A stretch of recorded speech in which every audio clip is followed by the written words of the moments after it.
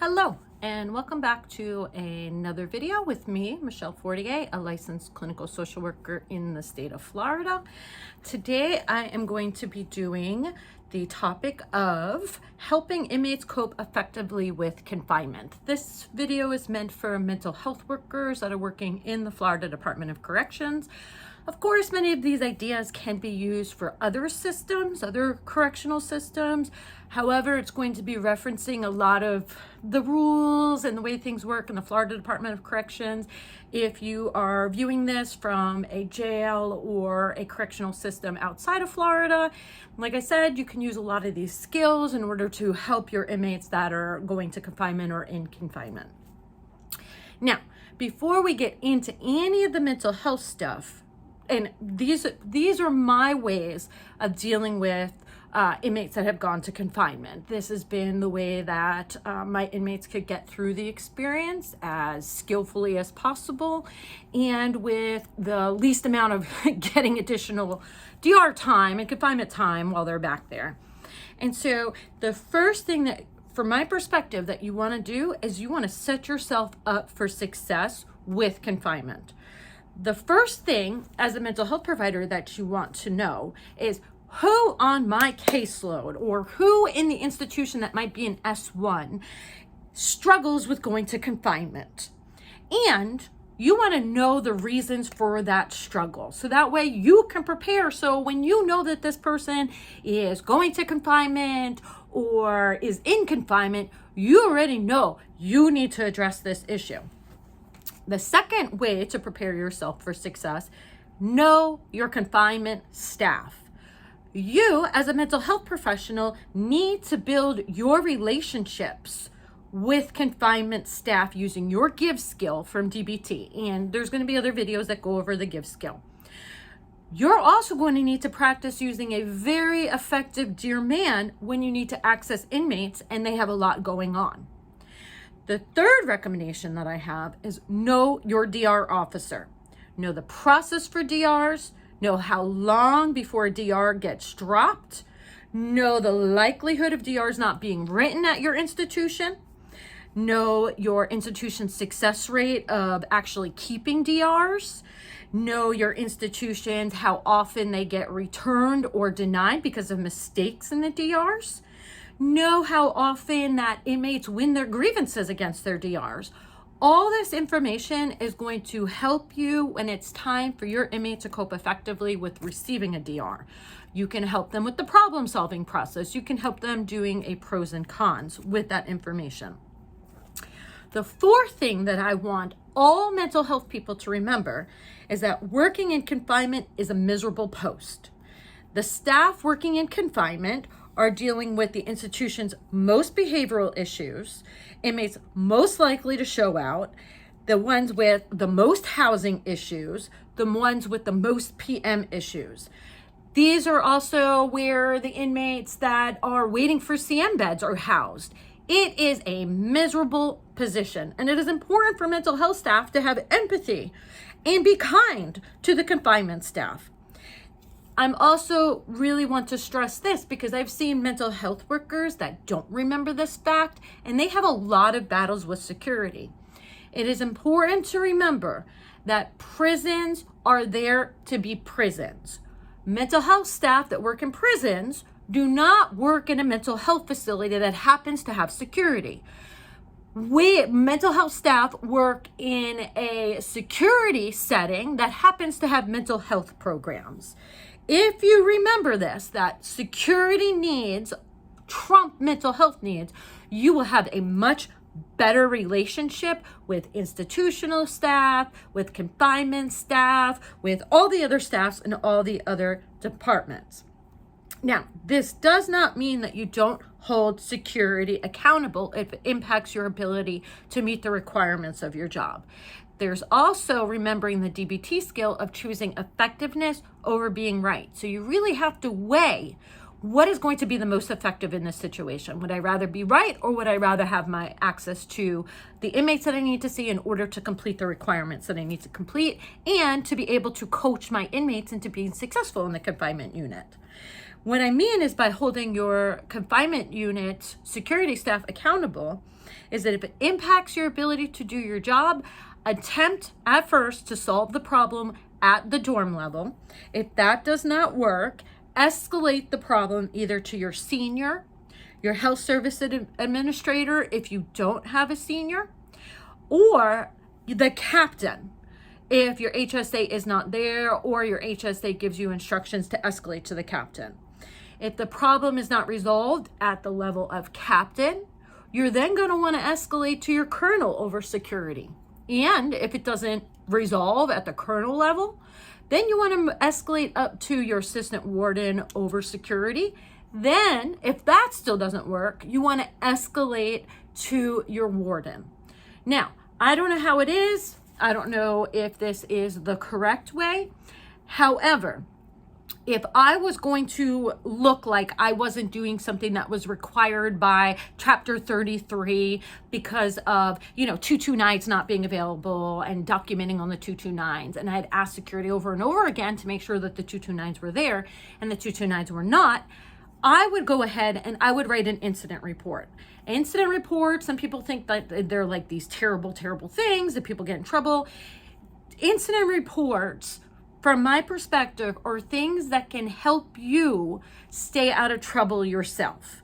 The thought that I always had is I don't want to be housed alone in my little blue dress. So I'm always going to make sure that things that are violating big procedures, things that I could get in trouble for, that there's some sort of official documentation that I attempted to do this thing and there was another department that stood in the way of me doing that thing. Of course, take the direction of your senior or HSA. This is the way that I handled it at my institution. And I also got some things fixed on the incident reports, because you were then officially identifying a problem and the people that need to know about it are knowing about it, and it gives them pressure to fix it. If you just talk about it and don't do the documentation shows that you did something. Just talking, you have no trail of paperwork to show that you attempted to resolve a problem.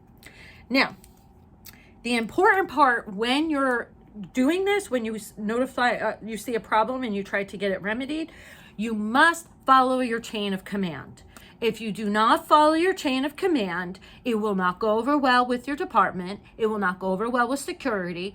And we all know that, it can be very difficult to work in corrections. And if you anchor or people feel like you don't follow the rules, they're not really going to help you when push comes to shove. That's just the honest reality of it. So follow your chain of commands. This is also going to help prevent anybody from getting an emotion mind and doing anything that might not be the greatest for you. So after recognizing that security are actually human beings in confinement units and also deserve empathy and to be held to the DBT assumptions that all people are doing the best that they can, the next thing that I have is know the PM process. Know the rules governing PM. Know what constitutes behaviors that require PM. Know what it takes to get to a PM unit. PM beds are in short supply. There are different ways that the PM process is done. Get with classification, get with the institutional team to figure out how the PM process works at your particular institution. It is important that you know this so that way when you're helping a client problem solve, that you can give them facts about how it works. All these rules are also in Chapter 33. They're in the technical instructions. You can find all of them. However, from my perspective, looking those up and getting it from the horse's mouth about how it's actually instituted at your particular facility is much more effective than just reading it. Then you also know who to contact, you know how to contact them, you know the process that's particular to your institution. You're also going to want to know how sick call is handled in confinement at your institution. You're also going to want to know the rules governing call-outs in your confinement. This is both for the inmates, so that way you can coach them about how to be successful when they have their call-outs and they don't happen. It's also for mental health staff to know how their call-outs are going to be handled. So you really, from my perspective, want to know all these things as a setup, so that way you can already know how best the system works for you to be able to best help your clients to go back to the confinement units.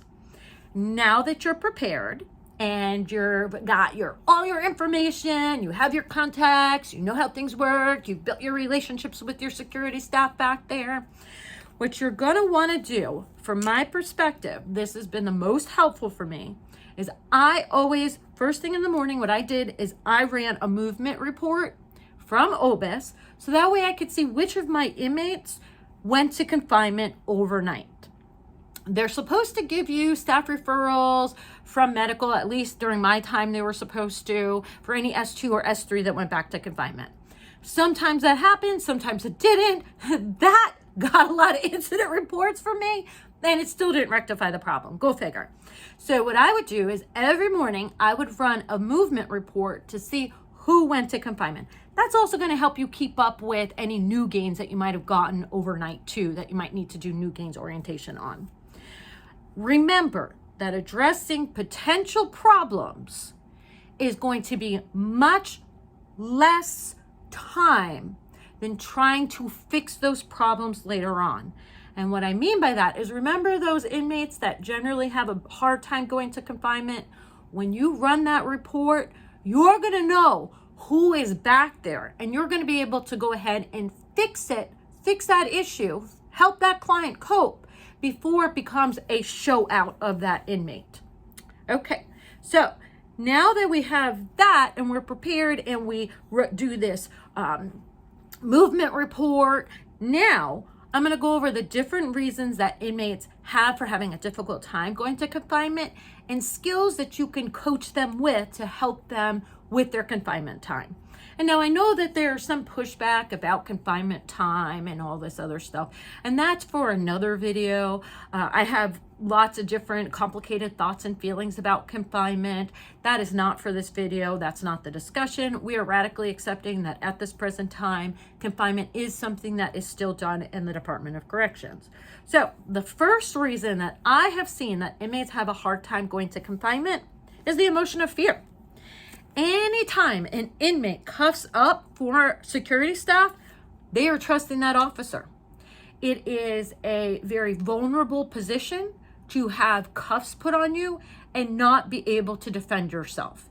And unfortunately, in the past, some of our inmates have had very negative experiences with security staff where they have been harmed while they have been cuffed, or they know people that have been harmed while they are being cuffed.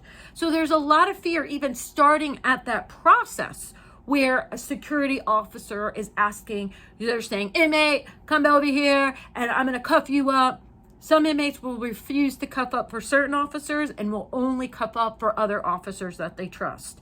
Some institutions rather be effective than right. Other institutions would rather be right than effective. What I mean by that is some institutions will just make life easier and just call somebody that the inmate trusts to cuff them.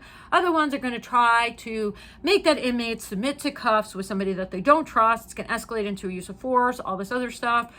My thought is do what's easier. Don't try to make it harder. Work on the problem after the inmate's at confinement. Don't do it beforehand. That's just my thoughts. But, security's going to do what security's going to do. So anyway, so some of these inmates, they're going to declare psych right away. So that way somebody monitors the situation because of that fear. My suggestion, what has worked effectively for me, is working with security staff with these inmates. So that way when an inmate does have this fear, the inmate knows, I need to talk to Mrs. Fortier. Mrs. Fortier needs to be here. I want to be cuffed by this particular officer, blah, blah, blah, blah, blah. I've had some inmates that they were just fearful that they were going to be forgotten about in confinement, or they were going to be assaulted while they were in confinement. And they just wanted me to monitor the situation so those things didn't happen. They weren't declaring psych because they wanted to go in a psych cell or avoid their consequences. They were just very, very fearful, and they wanted somebody that they trusted to be next to them. I had one in particular that was known for running his head into the wall every single time that he would go to confinement, that he had a security officer that he really trusted. Shout out to Officer Knight. Officer Knight, if you're watching this, you know who I'm talking about. Officer Knight could coach that client into going to the confinement unit. I would know that he would go to the confinement unit, and I would go down right away because Officer Knight would be like, hey, this one went to confinement. Officer Knight was our medical security, so he would always see people who were going to confinement. And we knew that this inmate was always going to struggle when he went to confinement. And Officer Knight, when this inmate would go to confinement, would say, 48, you have that one going to confinement. I told him I'd let you know that he's going, you know, blah, blah, blah, blah, blah. And I would go right away. I would call down to confinement and be like, hey, I know that you're going to be receiving this particular inmate. He struggles with going to confinement. Do you mind if I come down and coach him into being able to deal with this consequence? Generally, if you have a good relationship with your confinement staff, they're going to recognize that that's going to help them have their job be easier, and they're generally going to be very happy to have you come down and make their job easier. This is the whole thing. Have empathy and build relationships with your confinement staff. Now, so we have those inmates that have a hard time with fear. Your job as a mental health worker, if you choose to take this on and make your life easier, help the inmate and help security, is to coach the inmate into being feeling safe, doing opposite to emotion, helping them cope with it, using some distress tolerance skills, teaching them some mindfulness skills, and just supervising and showing them that they're not going to be hurt at this institution. Now, the next reason that I've seen that people have a hard time going to confinement is they're very concerned about their loss of their things and property, especially if they have contraband in that property. The best thing that you can do is coach them into accepting the reality that they're going to lose their contraband. Once they go and they get handcuffs put on them and they're already being escorted to confinement, that ship has sailed. They are not going to be able to get out of that confinement unit and get their property back. So it's more about coaching them into radical acceptance. The next reason that I have seen people show out to try to avoid confinement is the potential loss of a good adjustment transfer or a loss of gain time because of the DR. In this particular case, I would coach into mindfulness. I would coach them into doing some problem solving about it. I would coach them into problem solving with understanding the DR procedure and knowing and coaching them into all the places it could go wrong, that this catastrophe that they have in their mind, that they're going to lose their good adjustment transfer, that all their gain time is going to be taken, might not come true. If you have one particular officer that just cannot write a DR and just keeps trying and they keep getting sent back or they're not written in time frames, whatever reason, you can coach that inmate into understanding they might not have this big thing to fear. They might actually just get let out of confinement because somebody can't do their job. And so this big catastrophe, you could get them to just lay back in confinement, do that waiting time for the DR not to be written, and then be released back out on the compound. Now, if they buck going to confinement, they are just going to get more and more DRs, which now everybody is ticked off that they have to do all this extra work because somebody's not just going back there. Those DRs are more likely to stick because the confinement staff are really, really well versed in writing DRs. My experience is a lot of the staff that are in general population, they get busy with other things. They're out of emotion mind. They don't want to do all that paperwork. They might not write the DR. However, the confinement staff, they're going to want to show that inmate not to show out in confinement that they're going to have a consequence. So they have a greater incentive to write the DR, write it correctly, and make sure that it sticks. So I would always prep my clients with that information. Now, the next thing that a lot of inmates would buck going to confinement about is they would have a lot of fear about being housed with the wrong inmate. And in this particular case, this is where your information, your knowledge about housing is going to come into, is going to be necessary to coach that inmate into using the fit the facts skill, what the threat is, and what is the likelihood of that threat happening. there's going to be where, at least when I was there, I'm sure that it has not changed, inmates need to be matched on size, they need to be matched on sentence length, they need to be matched on gang affiliation. That's why the housing sergeant is so important, because they have access to all that information, and they're the ones that are going to say this inmate can be housed with so-and-so, this inmate cannot be housed with so-and-so. So I would instruct the inmate that there are rules governing who they can be housed with. Security doesn't want to do all that paperwork for an inmate being stabbed by another inmate. So, we can, say that as well and give them the rationale why security might not be that gung-ho about housing them with the wrong type of people. Security is busy just trying to get people housed and, calling the housing sergeant. They don't need to be doing all this paperwork for somebody being attacked and having to pull people out and, get the biohouse orderly in there. It's a lot of work when somebody gets attacked. TBH. So they're just for a logistical sense, never mind the humanity of not wanting people to get attacked. Logistically, it is a nightmare to deal with. So security is not one that's going to generally try to escalate a situation and have to do all that paperwork. Another reason that inmates might be afraid is safety issues in confinement with security. So they have had negative experiences in confinement in the past. They're afraid of security in a confinement unit. And to be honest, sometimes there are some kind of like sus people doing confinement, that they're the confinement staff. Our job, once again, if we go back to, coaching our clients to be skillful instead of being skillful for them, is to teach them how to deal with people that might not always be the nicest, how to be skillful with them, teaching them the give skill, teaching them how to use a good dear man, teaching them how to be effective rather than right. I would also coach them on how to stay off the radar. Knowing your security staff, you would know what some of the pet peeves of those security staff may be, and coaching the inmate to avoid those pet peeves. There would also be where I would teach the inmates about where the cameras are on the unit, so that way they know to not go off camera if they have some fears. So that would be another way to use skills to help inmates that are having some difficulties getting along with some of the confinement staff. There's also some inmates have some fear of retaliation from security staff when they get out of the confinement unit. So what sometimes happens is inmates would get themselves all worked up that this particular officer that wrote them the DR is going to remember it and retaliate when they get back out on the compound. So clearly they just need to go psych and move to another institution. I would coach them into staying mindful. I would discuss that most of the time, by the time they get out of confinement, that particular officer is out of emotion mind, and they're not even remembering that particular inmate. Sometimes it would happen that security staff has, some mental health issues themselves. And I would go and I would tell the inmate that when they get out of confinement, if they find that happens, we will figure out how to deal with it at that point. However, that inmate might be moving out of that dorm. That inmate might be off the radar of that particular officer. It might not be the catastrophe that the inmate thinks it is. And I would coach them through that.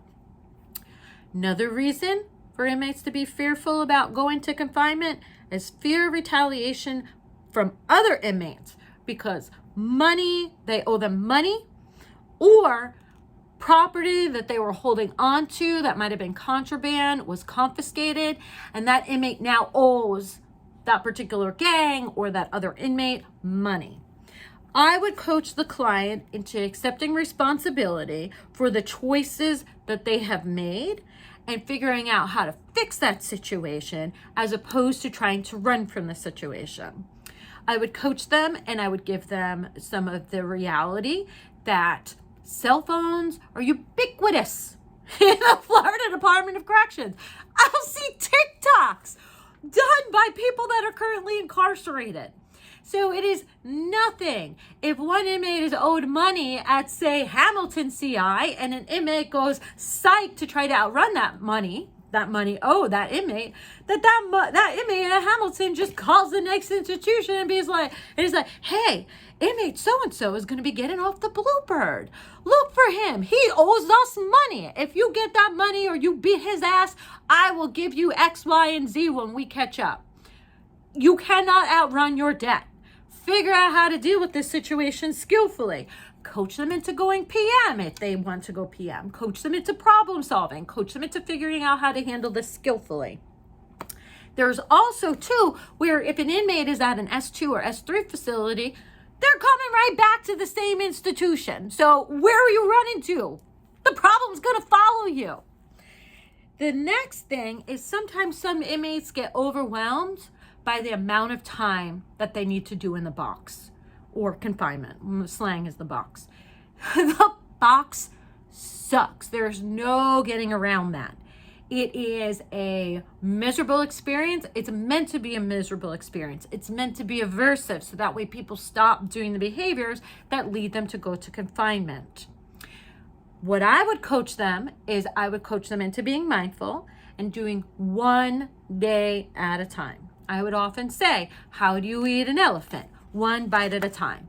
If we look at the enormity of all those days in a confinement unit, it's going to feel insurmountable. If we just do each day as it comes, it's going to be much easier. And there's also coaching them that sometimes our confinement units would get too full and they'd have to cut inmates out of confinement sooner rather than later. So sometimes you're not even going to do the whole time back there. So just chillax, take one day at a time, don't stress about it. Remember that mental health is going to come through to put inmate requests in and all that stuff. Now, if a client is trying to go psych from a confinement unit for PM reasons, because they're afraid and all that, they're afraid of other inmates or they're afraid of staff, you're going to coach the client that going psych may help in the short term. However, clients will generally return to the institution if the institution is an S3 facility. So there is no running. You're going to want to know what the PM process is at your particular facility. Who sits on the ICT, how it goes. I remember that there was like a certain number of times that they had to be denied PM before PM was finally looked at and a transfer was initiated.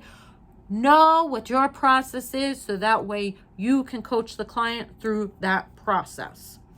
Now, another tip and trick that I have is if a client starts to threaten to show out in confinement, remind them that on their way to confinement, they can either get that one DR that they're going to confinement for, or they can mash that gas and wind up with the CM placement. I would strongly encourage the client just to do that one DR because lots of different things can happen with that DR. However, once a use of force is done, those DRs are more likely to stick. Inmates, when they are going back to a confinement unit, as much as possible, want to avoid a use of force. Now, after an event occurs that an inmate goes to confinement and they didn't want to go to confinement, because some inmates surprisingly do want to go to confinement. They want to go for PM reasons. Sometimes those inmates, they need some time to gather up some money to pay their debts.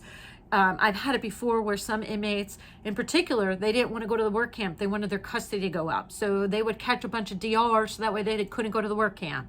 I'd have inmates that they had friends at the main unit and they didn't want to go to the work camp. So they would go ahead and they would catch a bunch of DRs to stay so that way they could be around their friends.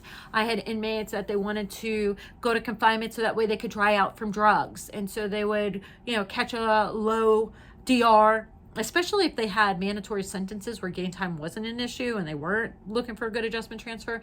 They would just want to go to confinement so that way they could, dry out from drugs, do a little bit of detox back there, get a little bit of break from some of the drama going on the compound. They had issues with other inmates on there and they were waiting for them to transfer. So a lot of different reasons that inmates would actually want to go to confinement. And it was actually a skillful way to deal with the situation, surprisingly, at least from my perspective. The other ways that they had to deal with the situation were going to cause some really long-term negative consequences. So going back to confinement was probably the best bet that they had.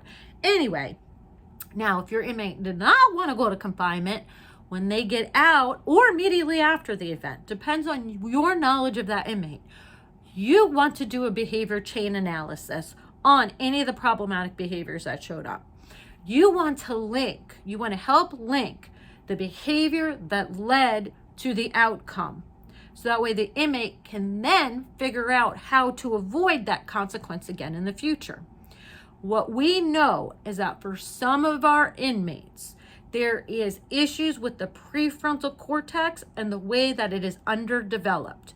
What that means is that some of the people that we work with, they actually cannot intuitively learn from experience. So we really have to link the behavior with the consequence with them. I have found, so we have to go see an inmate right away after a use of force if it's an S2 or S3. It has been my experience that sometimes you can do that BCA. Oftentimes, you could not until they were out of a motion mind. And for some of our inmates, it's remembering that it could take them some time to get out of a motion mind and get back into a wise mind place. So, however, you really want to link. You did this. This is the consequence. If you don't like the consequence, we can't keep cursing the system. We have to figure out how to avoid that consequence by avoiding that first thing that happened in that chain reaction that led to that negative consequence that the inmate wants to avoid. One of the things also to help inmates while they're back in confinement, if you're allowed to at your institution, and this once again, if you work well with your confinement staff, your ICT, and your security staff, you generally can work this out with them.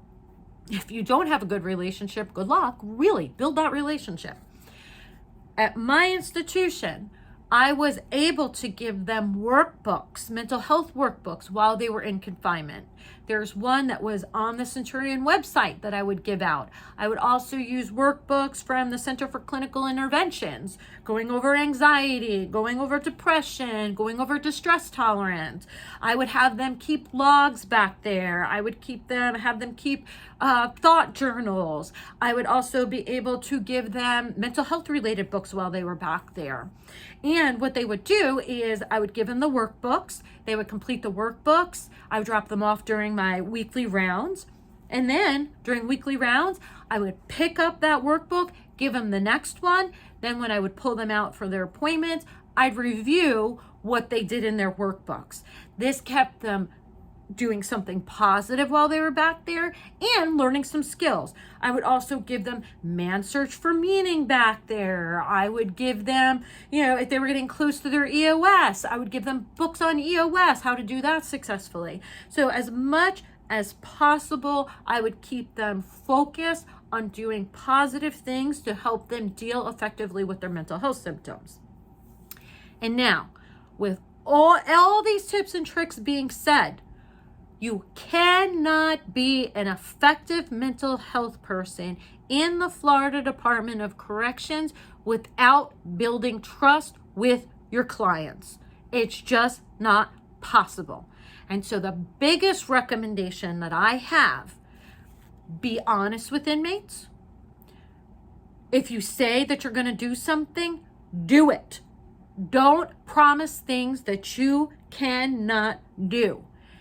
Explain the limitations of your role in the Florida Department of Corrections. Don't pretend to be omnipotent. Don't go into other departments' lanes. You do mental health, and you explain that to your clients, that you're not going to go talk to the DR officer. You're not going to go talk to ICT. You're not going to fix their problems with security. You will coach them on how to do that. You will give them the correct things to do. However, you will not fix their problems. You will help them figure out how to get in touch with the law library so that way they can grieve their DR, but you yourself will not get in touch with the law library. Know your limitations. And the biggest way to go ahead and build trust, if you say that you're going to show up in the confinement unit, you better try as hard as you possibly can to show up in that confinement unit, or don't say that you will. So if you have any questions, any concerns, any feedback, any other ideas, please just leave them in the comment section and I will answer them, or I will give some feedback on them. Once again, take care.